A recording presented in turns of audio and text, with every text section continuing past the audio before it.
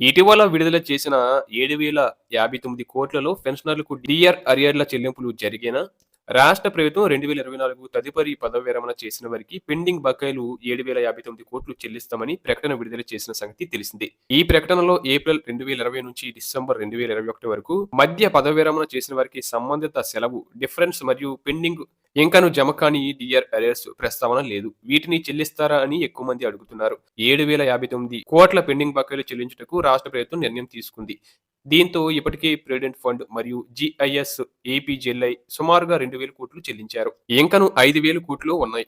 దీనిలో సుమారుగా 3,411 కోట్లు పెండింగ్ గ్రాట్యుటీకి కేటాయించినట్లుగా పేర్కొన్నారు. మిగిలిన మొత్తం సుమారుగా 1,500 కోట్లు మిగిలిన వాటికి చెల్లిస్తామని ప్రకటనలో తెలిపారు. అలాగే జూలై 2018 డిఆర్ అరియర్స్ సుమారుగా 90% చెల్లించారు. ఇంకను బిల్లు సబ్మిట్ చేసి జమలు జరగవలసిన వారు ఉన్నారు మరియు కొంతమంది బిల్లులు సబ్మిట్ జరగలేదు. వారైతే అనుమతి కోసం ఎదురు చూస్తున్నారు. అలాగే జనవరి 2026 తేదీన డిఆర్ అరియర్స్ జమ జరిగినవి.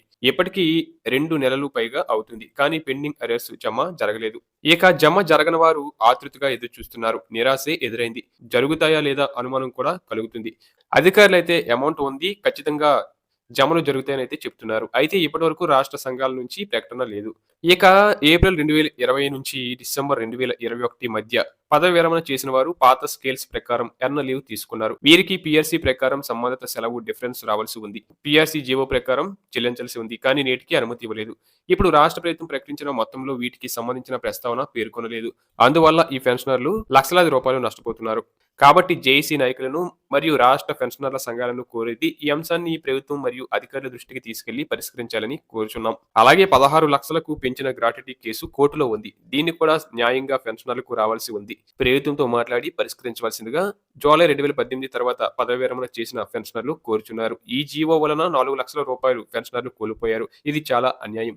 అలాగే వేలాది రూపాయలు రావాల్సిన పీఆర్సీ అరియర్స్ గురించి కూడా ప్రయత్నం చేయవలసిందిగా విజ్ఞప్తి చేస్తున్నాం. ఇప్పుడు కేటాయించిన నిధులలో జమ కాని డిఆర్ అరియర్స్ మరియు సంబంధిత సెలవు డిఫరెన్స్ కు నిధులు కేటాయింపు చేసి మరియు చెల్లింపు చేసేటట్లుగా ప్రయత్నం చేయాలని ఏపీ పెన్షనర్లు కోరుచున్నారు.